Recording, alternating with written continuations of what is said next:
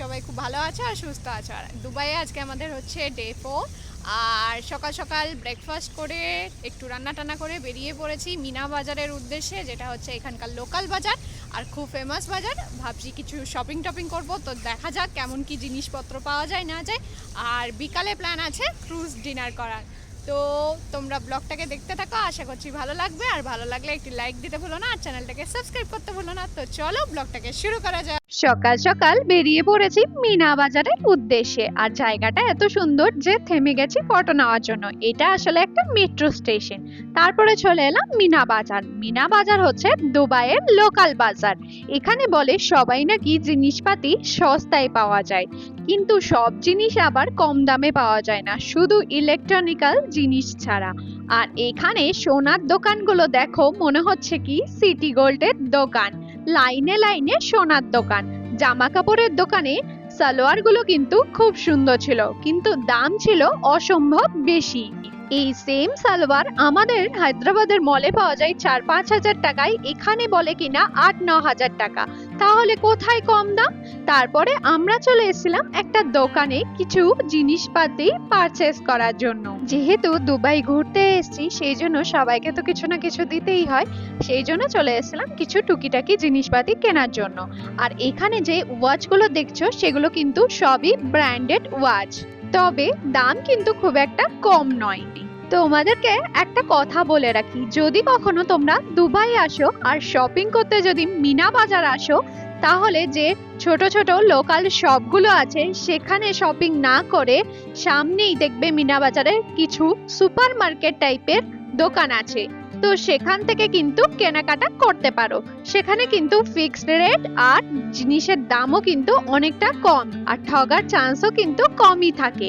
আর মিনা বাজার এলে চেষ্টা করবে ক্যাশে পে করতে, কখনোই কিন্তু কার্ড ইউজ করো না, তাহলে কিন্তু ঠকে যাওয়ার চান্স থাকে। তো আমাদের কিন্তু ঘুরে ঘুরে শপিং করা শেষ। টুকিটাকি অল্প স্বল্প জিনিস কিনেছি।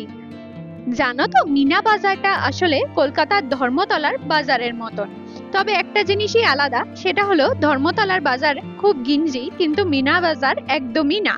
এখানে শপিং করতে গেলে কোনো কষ্টই হয় না।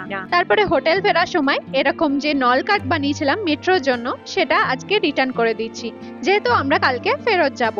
আর আমাদের বেশ কিছু টাকাও ছিল কার্ডে, তো ওরা সেটা রিফান্ড করে দেবে। এখানে এলে মেট্রোতে যাওয়া আসা করাই কিন্তু ইজি হয়। এই যা শপিং টপিং করে বাড়ি এলাম। ভাতটা রেডি করে গেছিলাম, মানে হচ্ছে চাল ডাল রেডি করে গেছিলাম কুকারে, সেটা বসিয়ে দিলাম। আর কি কি শপিং করলাম না করলাম সবই তোমাদেরকে বাড়ি গিয়ে দেখাবো, কারণ খুব ভালো করে প্যাক করা হয়েছে, সেই জন্য এখানে আর ওপেন করবো না। আবার তোমাদের সাথে দেখা হবে বিকালবেলা। লাঞ্চ করার পরে আমরা কিন্তু প্যাকিং করতে শুরু করে দিয়েছিলাম, যেহেতু আমাদের কালকে ফ্লাইট আছে। আর যেদিন ফ্লাইট থাকে সেদিন তো সময় মোটেও পাওয়া যায় না, সেই জন্য আজকেই কিন্তু টুকিটাকি জিনিসপাতিগুলো ব্যাগের মধ্যে ভরে নিচ্ছি। এ দেখো, রেয়ানও কিন্তু ওর পাপাকে হেল্প করছে কাজে। হ্যালো এভরিওয়ান, তো এখন সন্ধ্যা হয়ে গেছে, এখানে এখন বাজছে হচ্ছে 6টা। আর আমরা কিন্তু আবার রেডি হয়ে গেছি। আর এ দেখো রেয়ান কি করছে, কি করছো তুমি? এটা ও চপা পড়ছে, মানে সানগ্লাস নিয়ে সানগ্লাস পড়ছে। তো এখন আমরা যাচ্ছি হচ্ছে ক্রুজ ডিনারে। দুবাইয়ে তো খুব ভালো ক্রুজ ডিনার হয়, আলাদা প্যাকেজ পাওয়া যায়, ওইটাই আমরা নিয়েছি। আর আমরা ওখানে যাব, ওখানে আমাদের ডিনারেও আছে, মানে প্যাকেজের মধ্যে ডিনারও আছে, আবার অনেক কিছু শোটও আছে। তো ওরাই আমাদেরকে হোটেল থেকে নিয়ে যাবে, আবার সব হয়ে গেলে ওরাই দিয়ে যাবে। তো তোমরাও আমাদের সাথে চলো আর এনজয় করো ব্লগটাকে, আশা করছি ভালো লাগবে।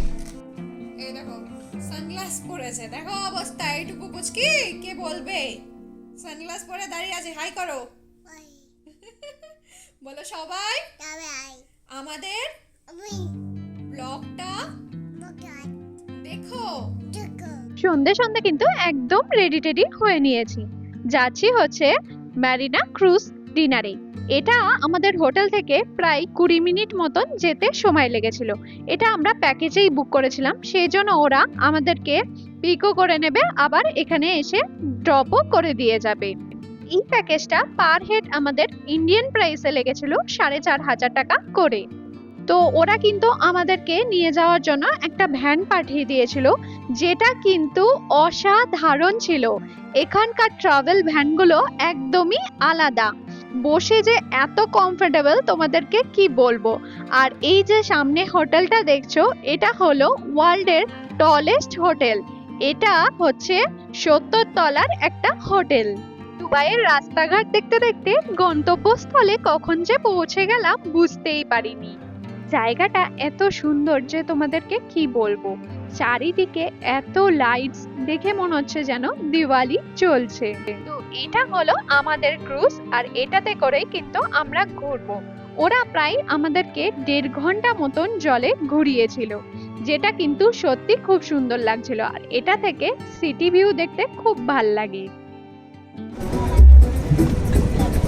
হাই এভরিওয়ান, তো ফাইনালি আমরা ডিনার করতে চলে এসেছি ক্রুজে। আর চারিদিকে জোরে গান চলছে, সেজন্য আওয়াজ পাবে না।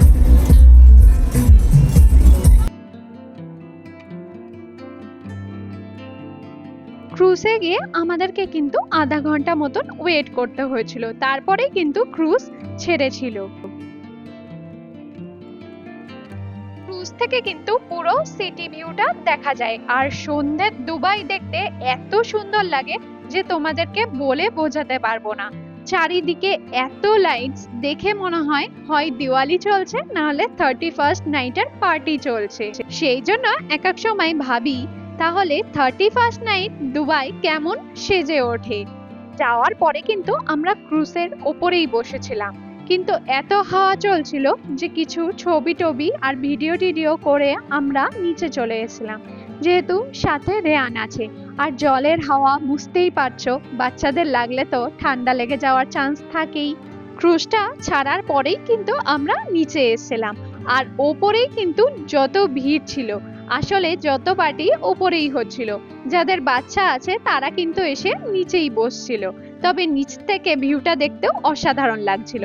দেখতে দেখতে ডিনারেরও টাইম হয়ে যায়। আর ডিনারে কিন্তু প্রচুর অপশন ছিল, ইন্ডিয়ান অপশন ছিল, কন্টিনেন্টাল অপশন ছিল, তবে চাইনিজটা ছিল না।